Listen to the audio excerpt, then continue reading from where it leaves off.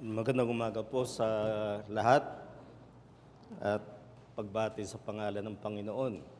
May 2 linggo pa ako rito ngayong Abril na magtuturo ng Sunday School at gusto kong gamitin yung 2 Sundays na yon sa isang paksa na malimit ay nagiging kalituhan sa marami because of so much pervasive discourse on the LGBTQ matter.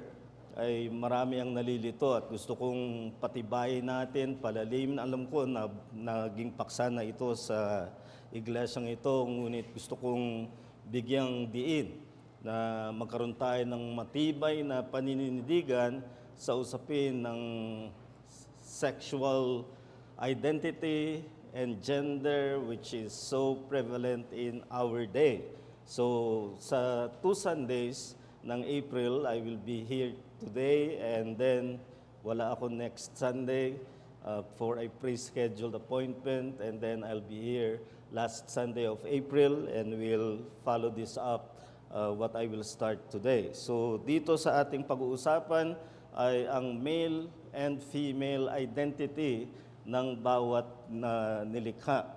Okay, let's begin with the biblical position, which is very obvious right at creation. In Genesis 1:27, sinabi na, "So God created man in His own image, in the image of God created He him, then male and female created He them." So here we can immediately see the binary identity of the human sexuality in terms ng male and female.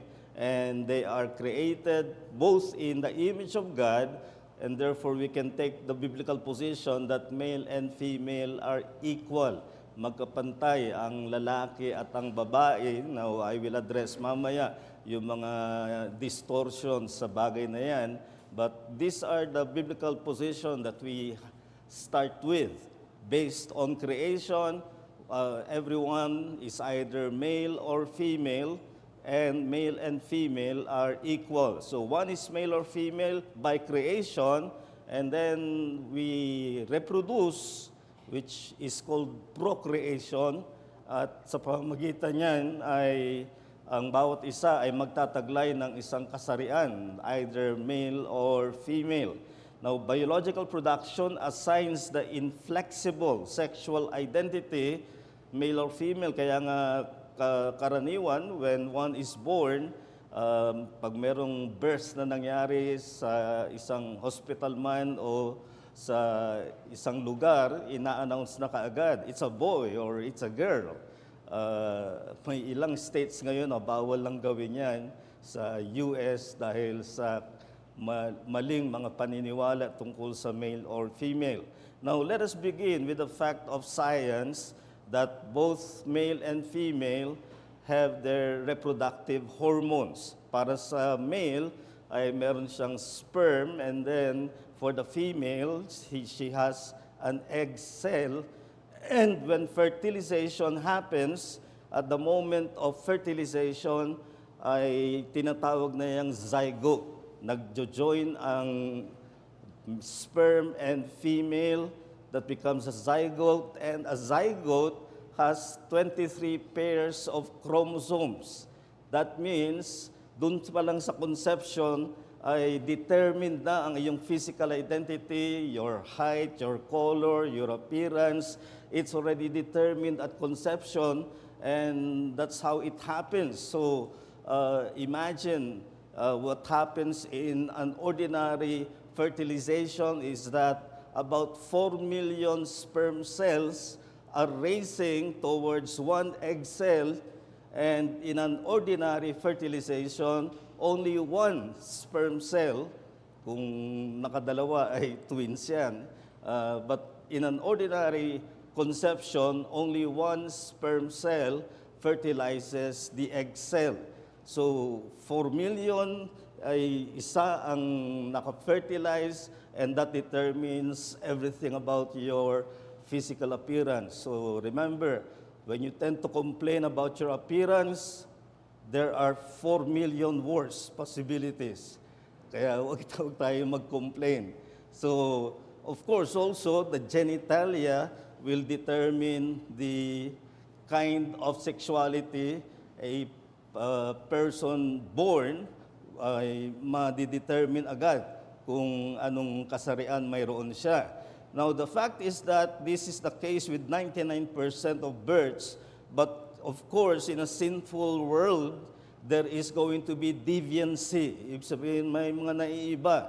May mga tinatawag na hermaphrodite, may dalawang kasarian, but still, they can be determined whether male or female by the chromosomal combination. Mayroon sila, every male ay XY, every female ay XX. Yan ang sa science. So gender, therefore, is personal and your social identity. You call yourself female or male in terms of your gender based on the way you are born. It's not the construct of society, hindi yan ibinigay sa iyo ng lipunan, ginawa kang babae o lalaki ng lipunan, yan ay assigned at birth for most of those who are born normally. So, let us begin with the male and the masculine gender, and then the next Sunday I teach, we will concentrate on the female. So, there is growing hostility today to the notion of masculinity. Parang may mali, parang may abnormal sa mga kalalakihan, and there is a lot of discourse in literature that is anti-masculine and anti-male. Ang isang aklat na pinakita ito sa one of my favorite women authors, Nancy Pearcey, may sinulat siya, The Toxic War on Masculinity. At ito yung isang sinabi niya, few people are really claiming that all masculinity is toxic. Yet, the message men often hear is that there is something inherently defective in the male character. Many men today feel discouraged, devalued, and demoralized. So, kumbaga sinasabi nila, because of the patriarchal nature of society, kaya maraming problema sa lipunan, kagagawa niya ng mga kalalakihan dahil sa kanilang depektibong character. And there is so much hostility today in sociological discourse against the masculine gender. But without condoning male abuses, there is a God-given and therefore legitimate masculine gender. May kasarian ng kalalakihan at dapat na ang mga kalalakihan ay magpakalalaki. Isang bagay na pinapakita rin ng siyensya, and of course we know it from the scriptures, there are actual differences between male and female, and that, of course, between the sexual identity and the genders that derive from the sexual identity. One thing that science teaches us is that there are more testosterone among male, and the testosterone is often called the aggressive hormone. That makes the man more muscular, and many times he uses his physical strength. And remember, in Proverbs, we are told that the glory of young men is their strength. So, may kinikilalang ganyan. Whereas in the case of women, they have more of the hormone called estrogen, which is also called the bonding hormone.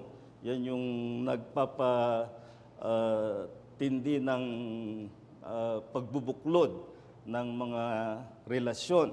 So you can see that even in the hormonal constitution, there are differences between men and women, and science knows that. Also, the sexual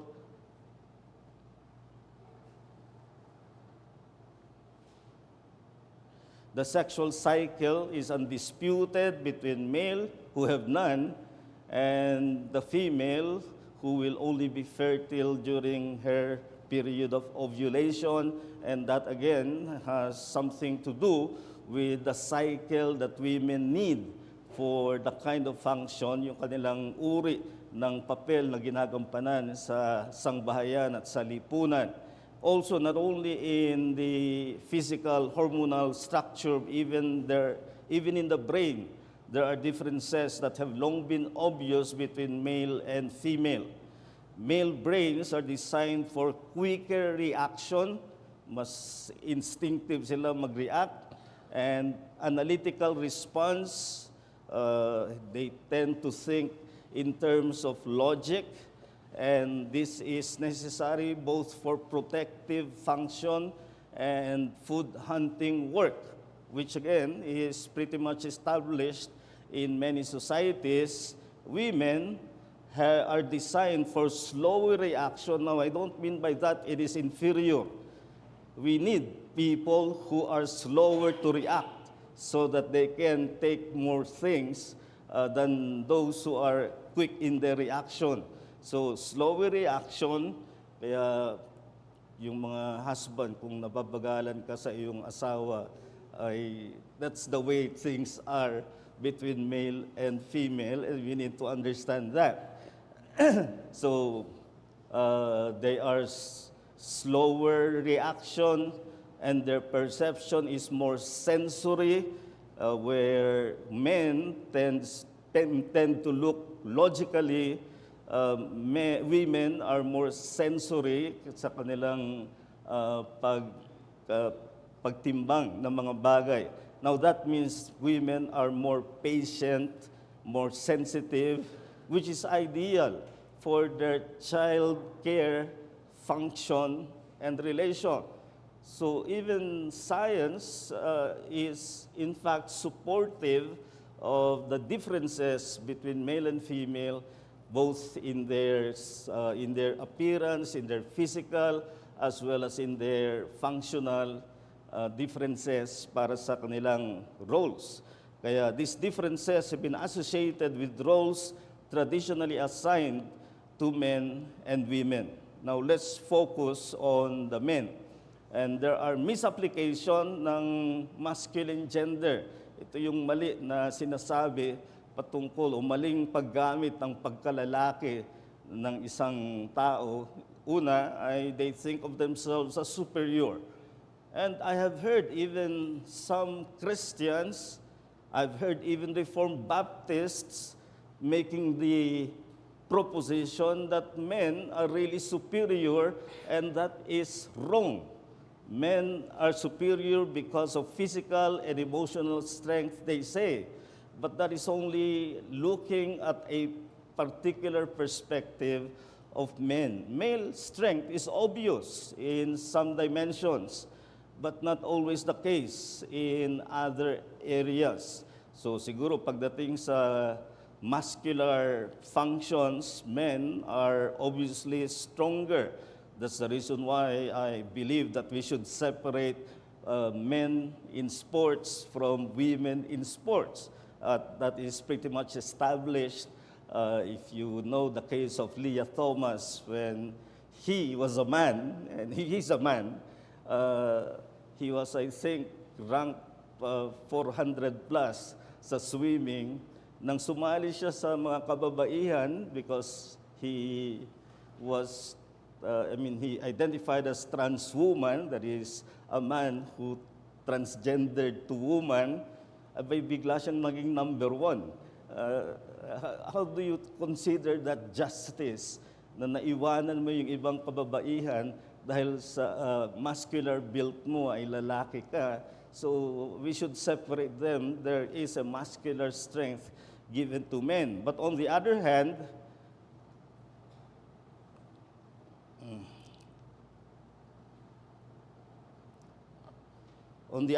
women have a higher threshold of pain. Ibig sabihin, kung ganitong level ng pain, patay na yung lalaki, yung babae kaya pa. And you prove that in one of the most uniquely female functions of giving birth. Kung isipin nyo, kung lalaki ang manganganak, baka patay na siya sa una pa lang na pag-try. So, men have immediate advantage. In muscular strength, we do not deny that because that is their role. But that does not mean they are superior. And even sabihin natin emotionally, it has been established by studies that widowers die earlier after widowhood than women. That means men cannot take loneliness as with more sturdy character than women can do. So emotionally, pwedeng sabihin natin mas iyakin ng mga babae, pero hindi ibig sabihin na emotionally stronger ang men. This is only one way of looking at things. We should not consider men as superior. Remember, we began with Genesis 1:27, male and female are created in God's image. And it's not a fractional division, more image of God in men than in women. That is not true. The image of God is reflected in both maleness and femaleness. So the idea of male superiority, we should give up. There is leadership, as I shall show, but superiority is not the reason for that. Another misapplication is to consider men as the aggressor. And indeed, in his sinful condition, men are more prone to violence. And Apostle Paul says in 1 Timothy 2 verse 8, I desire that in every place the men should pray, lifting holy hands without anger or quarreling. So even Paul can see that what hinders the spiritual growth of Christian men, and that includes in prayer, is their proneness to this quarrel and anger. And so there is truth to this in the fallen condition of masculinity. Men are more prone to physical violence to settle issues. Pag nag-away yung mga lalaki, suntukan na agad ang gusto nilang mangyari. That does not mean that women do not have the sinful quality of conflict. They just express it in a different way. Women have their own mode of quarrel, less physical, more verbal. Yan din ang established na kaibahan ng lalaki at babae. Male and female, in other words, share in the fallenness that tends to break relationship. So yung sa una ay tanggihan natin yung sinasabing mas mataas ang mga lalaki. Dito naman, huwag nating isipin na ang mga lalaki ang mas makasalanan. Pareho lang. Just as they are equal in creation, they are equal in fallenness. They may express that fallenness in different ways, but both men and women are fallen, and both men and women as sinners can only be saved by grace. And then the third misapplication is to consider men as the oppressor. And indeed, men use their physical advantage to dominate the weak. And here is a wrong concept of leadership. When men exercise leadership, they will have more opportunity to sin in doing so by oppressing ng aapi. Mas prone ang mga lalaki sa ganon, pero hindi ibig sabihin na ang pagiging pagkalalaki ay you always connect to oppressing. That is a misapplication of masculinity. Oppression is not a necessity of leadership. So there is a kind of leadership that tends to oppress. Yung mga authoritarian, yung gustong ipamukha sa kanilang mga subordinates na sila ang leader, at pwede mangyari yan sa workplace, pwede mangyari sa household, pwede mangyari sa church, and this is something that we should avoid and mortify if it is happening. There is good leadership, both by nature, even unbelievers can be good leaders without oppressing, and even more so by grace. When grace has invaded your life, ay dapat sa pagkalalaki natin ay hindi makita yung magiging mapang-api doon sa mga pinangungunahan natin. So, what then is biblical masculinity and how can we exercise this? Now, these characters I will show and present in pairs because they are better seen in pairs to watch against one-sidedness. When you become one-sided in these pairs, ay magkakaroon ng problema sa iyong pag-exercise ng masculinity. All these male roles require masculine characters in any relationship. So the first pair in marriage especially is that the man is both leader and lover. We have Ephesians 5:22 to 33 always read as scripture reading sa mga kasalan. At doon na makikita mo ang palaging dinidiin ay to exercise leadership. The man is the head in the way that Christ is head of the church. And in that leadership, there is also the command to love your wife. So, in other words, in order to have a balanced masculinity in the relationship, man must be both leader and lover. Just to lead without love tends to despotism. Yung despotism ay yun ang tinatawag nating authoritarian. Lagi nilang authority. Ayaw niyang pakinggan ng asawa niya, ayaw niyang magkaroon ng contribution sa discussion ng asawa. Basta may salita na siya, yun na ang masusunod. That is not good leadership because that is not loving. On the other hand, just to love without leadership becomes sentimental. So 1 Peter 3:7 gives us this wonderful balance. Husbands, live with your wives in an understanding way, showing honor to the woman as the weaker vessel. Now, some will have a problem with this expression, weaker vessel. The only other time that weaker is used in the New Testament is in the context of 1 Corinthians 12, having to do with those who are weaker in terms of their gifts. And it has to do with those who have gifts of leadership, and they must not look down on those who are weaker in the sense that they do not have the leadership. So this is not weaker in the sense of inferiority.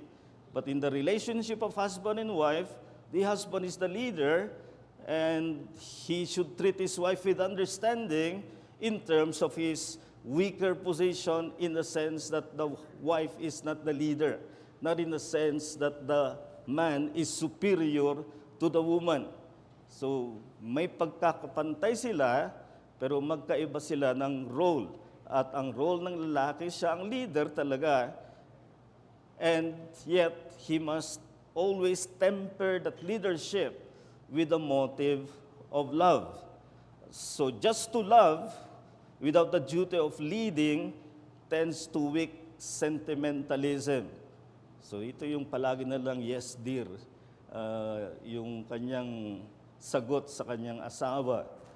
O sinasabi niya, I'm the head. The wife is the neck that turns the head. Hindi pwedeng ganun ang leadership ng asawa. Kinakailangan talagang leadership, but the leadership of one who loves. So a good masculine character will balance leadership and love. And if you see some problem in the masculine role in a husband-wife relationship, it will either be a problem in one of these two aspects or both. There's a problem in leadership or there is a problem in loving. So we must pair these two. The man in the house is leader and lover. And then also provider and protector. According to 1 Timothy 5:8, he who does not provide for his own is worse than an unbeliever. So this is something that is insisted upon sa role ng male in the household. Provision is a prominent exercise of man's loving leadership. Of course, there are times providentially when not by his own decision, the husband is unable to work, either by disability or because natanggal sa trabaho, hindi siya agad makapaghanap ng trabaho, and so he's unable to provide not by his own choice, but by being a victim of circumstances. That does not change the role of the man as provider and protector in the household. So this requires responsible livelihood to give provision. Kaya pag may lumalapit sa akin gusto magpakasal, ang una ko sinasabi sa lalaki, ang una kong tinatanong ay, kaya mo na ba mag-solo? Kaya mo na bang buhayin ng sarili mo at tapos kukuha ka ng bubuhayin mo?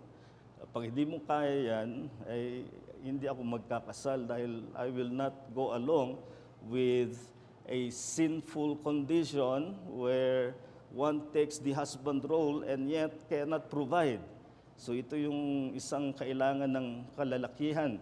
So because of man's advantage in strength, he must protect from threats.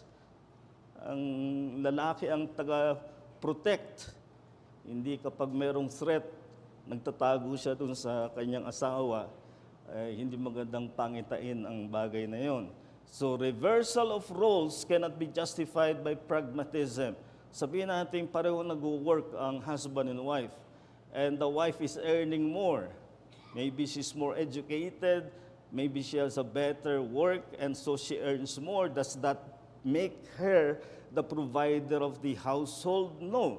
It is still the main job of the man to provide for the household. So kung merong dapat na magstay sa bahay kung kinakailangan, hindi yung husband, kundi yung wife, dahil that is her role, which we will consider more in the next Sunday, 2 Sundays from now, that we consider the feminine role. So this is part of consideration for potential partner in relation. So yung mga pinag-usapan natin, leader and lover, bago mo tanungin kung gusto ko ba yung itsura niya, unang mong tanungin ay, can I lead this woman if you're the man? And the woman must ask, can this man lead me? And can this man provide for me? So the physical appearance is passing. Proverbs 31 tells us that the beauty is vain, charm is deceitful, but the woman who fears the Lord, she shall be praised. So never put your decision on the basis of appearance, but on roles, the roles that the man can exercise as leader and lover, provider and protector, and then discipler and defender.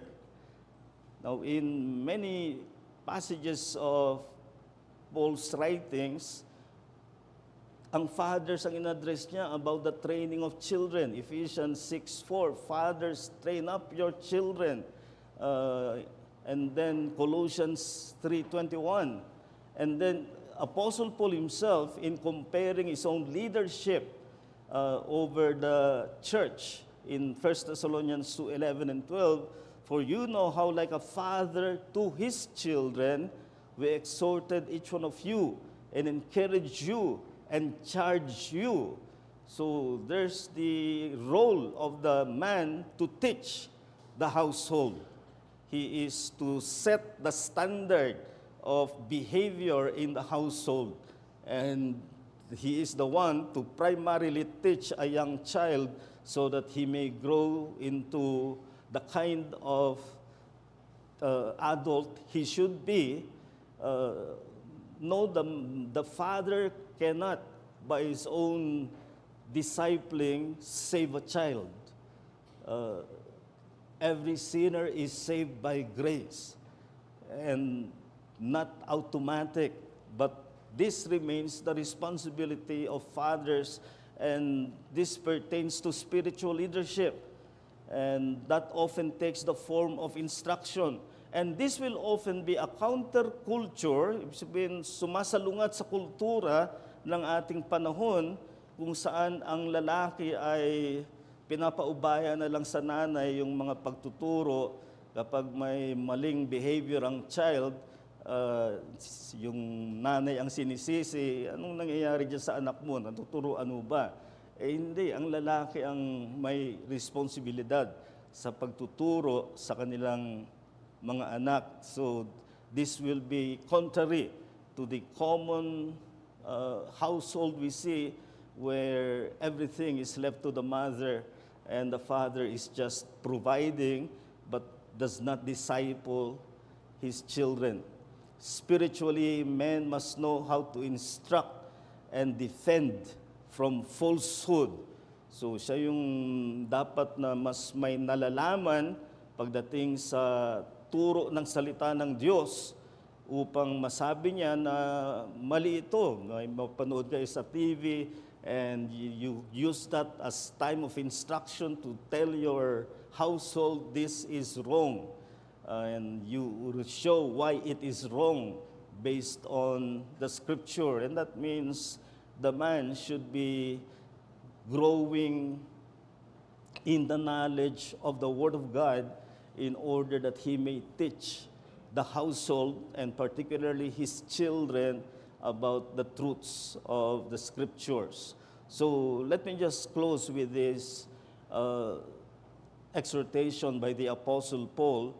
Be watchful, stand firm in the faith, act like men, and acting like men, be strong. Let all that you do be done in love. Do you see something of a tension here? Do it, be strong, and sometimes we think of being strong, palaban. But Paul says, being strong, you do everything in love. So that supports my point kanina that the man in the house and the men in the church should be characterized by leadership with love, and then to be the ones to provide and protect and disciple and defend. So do not yield to the feminization of men, which is so common today. Instead, act like men. Magpakalalaki tayo mga lalaki, at binigyan tayo ng maliwanag na kakayahan by creation, and science supports this role of the man, and most importantly, this is what the Bible says the man should be in the relationship, sa household, sa society, and sa church. Any question or objection?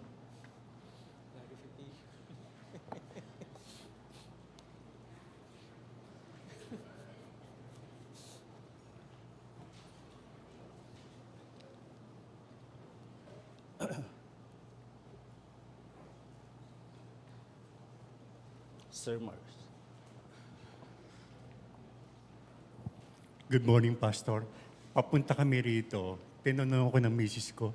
Sabi niya, bakit niyo daw itinuturo ang topic na ito? What is your objective?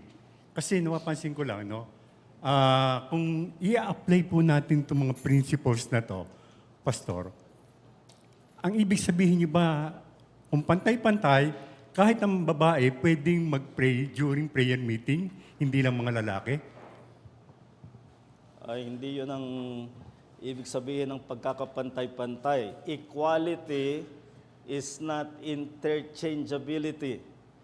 Equality simply means how you stand before God and before each other. One is not superior to the other, but that does not mean you have the same roles. So kaya nga hindi nanganganak ang lalaki. Ganun din sa iglesia. In 1 Timothy 2:8, when Apostle Paul instructs in the assembly of the church, he said, I would that the men should pray. Kasasabi lang niya in verse 4, God desires all men to be saved. No, yung ginamit niyang word sa verse 4 na all men ay anthropoi, the plural of anthropos, which means men in general, generic men, which includes women. But when he turns in verse 8 to praying in the assembly of the church, he uses the word androi, which is the plural of andros, and andros means male. So in the assembly of the church, men are to lead even in the praying of the assembly of the church. Now, kung small group kayo, gaya ng ginagawa rin natin, ay the women can pray in the small group, but in the assembly, it's the men who should lead.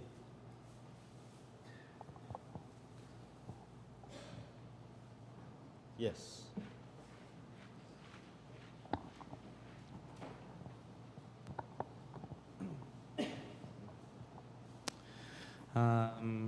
Well, first off, thank you po, Pastor Noel, for the preaching. As always, excellent, excellent preaching, and it's really a blessing to hear from you preach. 3 questions. But it's all connected. It's all connected. So, has to do with what if the man checks off every negative. Doon po sa last 3 points no, dun sa biblical masculinity, which is leader, lover, provider, and protector, discipler, and defender. So, what if for number 1, instead of a leader, we have a despot? Number 2, we have not a provider, someone very dependent, ano yung cultural term sa Filipino, pwedeng under-desaya siya, na gano'n siyang klaseng guy.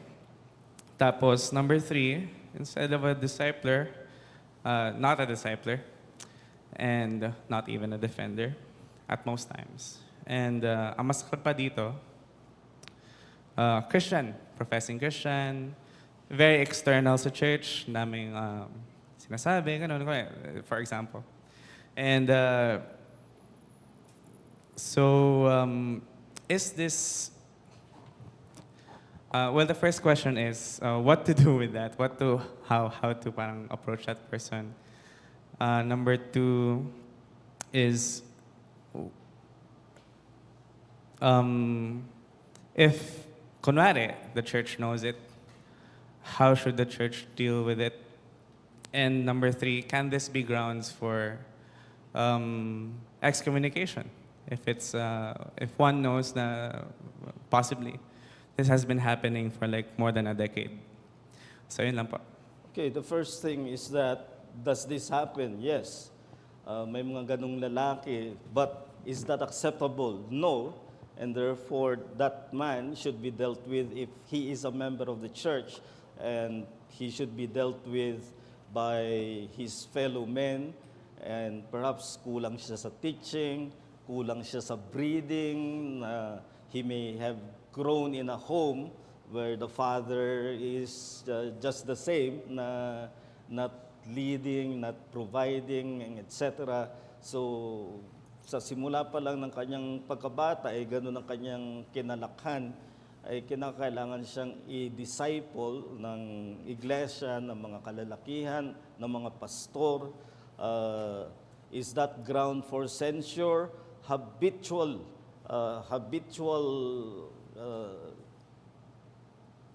offense in that area is ground for censure of a pastoral kind. Ibig sabihin, hindi ka pwedeng magturo, hindi ka pwedeng mag-lead ng ministry, hindi ka pwedeng gumawa ng ganito. But I will not make that a ground for excommunication. Excommunication is only done when you believe the person is not a Christian. He has become an apostate. That's the ground for excommunication, not areas of weakness that all Christians have struggles with in other areas. Kaya yun ang sagot ko. He should be discipled, he should be taught, and he should be given examples in the church. And when it becomes habitual and obvious, censured, I'm not going to suggest excommunication. Kosan.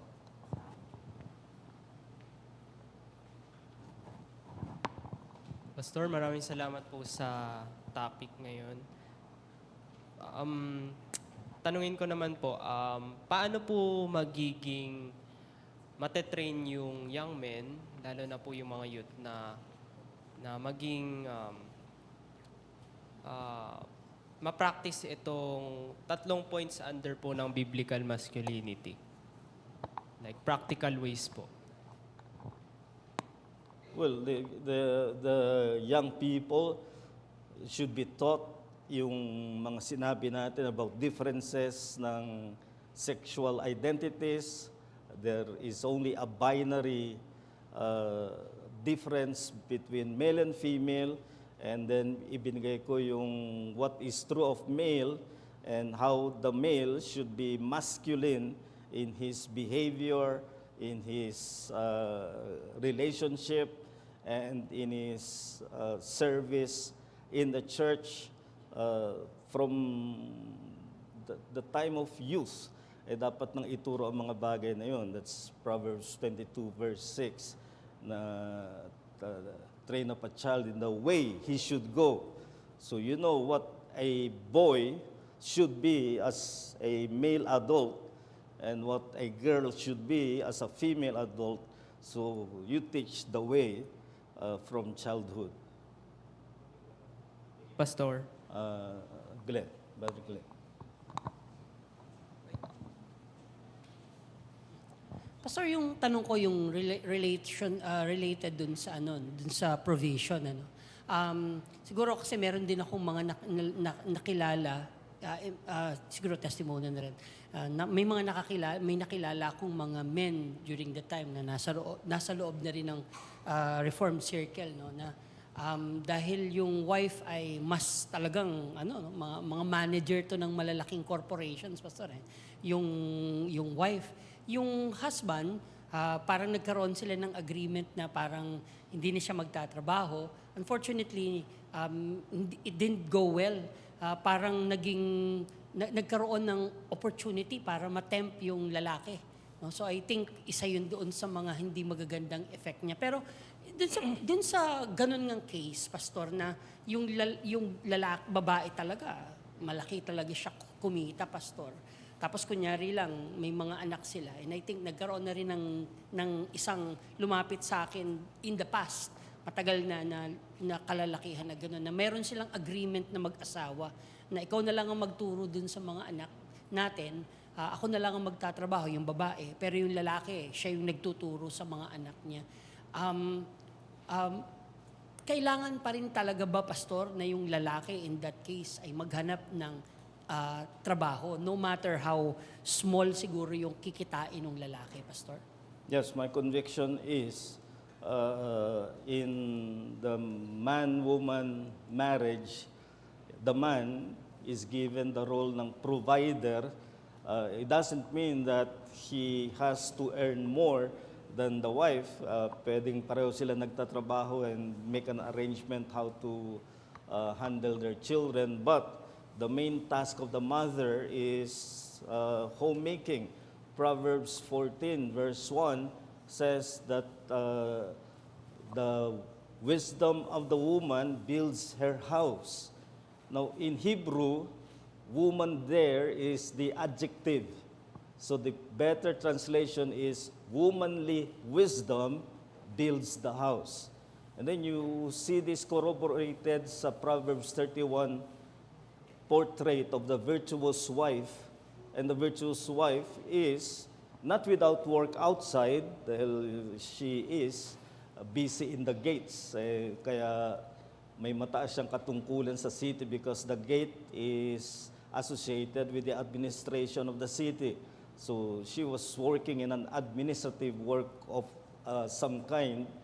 So hindi pinagbabawal na may trabaho ang babae, but you will see the virtuous wife in Proverbs 31:10 following, very much intimately involved in the management of the house. And that is also what Paul says in 1 Timothy 5:14 and 15, that if the young widow marries, and at the time, men tend to marry in their 30s, women in their teens.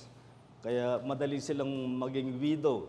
Bata pa, widow na, kaya nag-aasawa. And what Paul said is, bear children, manage the house, do not let the adversary. So pinapakita niya na ang patutuo ng isang babae ay sa kanyang sangbahayan na doon niya ginugugol ang kanyang panahon. So to make an agreement at the outset that the woman will be the provider and the man will be the home manager is, in my mind, a role reversal. At tandaan natin ng isang nangyari sa fall was role reversal. It was Eve talking to the serpent, and all along, akala natin wala si Adam, baka nag-office. Hindi ganun. Sinabi sa Genesis 3:7, she gave to her husband who was with her. So all along the man was there, and he allowed the woman to do the talking to the serpent. It's not making the woman the worst sinner. The worst sinner is Adam, because he allowed things to happen what should not have happened. My point simply is that both in leadership, in providing, in protecting, it is the man's role in marriage and in the church. Thank you, Pastor. 2 more questions. Arnel. Sorry po, Pastor, pero this is not about masculinity and equality, but about reproduction. What is your stand, or the Reformed Christian should stand on IVF?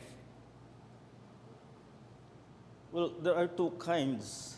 There's AIH, artificial insemination by the husband. And then AID, artificial insemination by a donor. I find it wrong pag it's an artificial insemination by the donor, because you do not know most of the time, hindi mo alam kung sino yung donor na yun, and it's the husband who has to reproduce, where physically he is unable to do so, then they can use technology like artificial insemination, but it should be by the husband's, the husband should be the one, yung pinanggagalingan ng kanyang reproductive process ng kanyang wife. Juancho.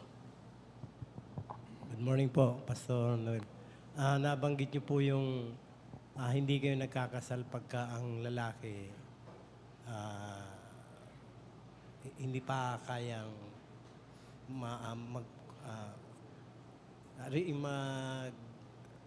ng responsibilidad pagka mag-aasawa.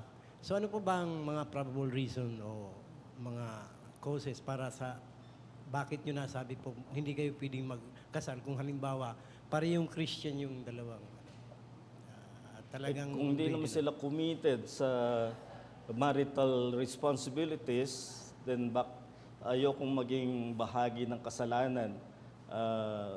Kung para ka rin nagkasal ng unequally yoked, of course you don't want to do that. Pero yung right marriage is not simply that they are two Christians, but they are to be committed to the role of husband and wife. So kung ang isa ay walang kakayahan na mag-support, mag-provide, magtayo ng kanyang sariling sangbahayan, then I am violating the very first command about marriage we read in the scriptures sa Genesis 2, that the man should leave his father and mother and be joined to his wife. That is a principle meant for all mankind. Kasi si Adam wala namang father and mother.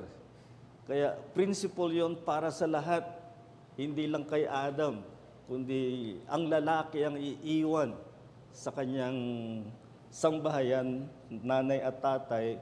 Napaka-pangit tingnan na may sarili kang sangbahayan at nakikitira ka pa rin doon sa iyong tatay at nanay at sa kanila ka pa rin nakaasa. I know some people who do that, and to me, that is wrong from the start. So, pagdating sa decision to marry, ang sinabi ng scripture ay act like men. Kaya kung lalapit ka sa akin para sino mang lalapit na gustong magpakasal, ay may mga bagay na dapat pagpasyahan kung ready siya na magpakasal. Pastor mo. Oh yeah. Just for the information of everybody, we don't marry a couple without undergoing marriage counseling. Kasi we will not marry someone who is not prepared for a marital union. So, yung differences ng male and female, yung roles nila is just one of the aspects ng buhay ng mag-asawa. So, all those that are married, members or non-members, has to undergo marriage counseling. Kailangan nila ito eh. Kasi kung hindi sila handa, hindi sila pwedeng magpakasal. Tama. And I do the same. 3 sessions. One for the man, one for the woman, one for the both of them. Na dapat 3 sessions of counseling at least. So that means they should know what they are entering into. Di ba sinasabi natin yan? It should not be entered into unadvisedly. So we should know that the man and the woman are ready for marriage in terms of the male and female roles. So let us close in prayer.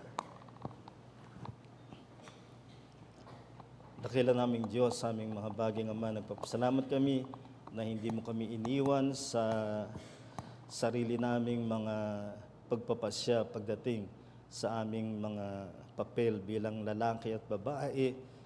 Ikaw ang siyang lumikha na ganito ang kasarian na mayroon kami.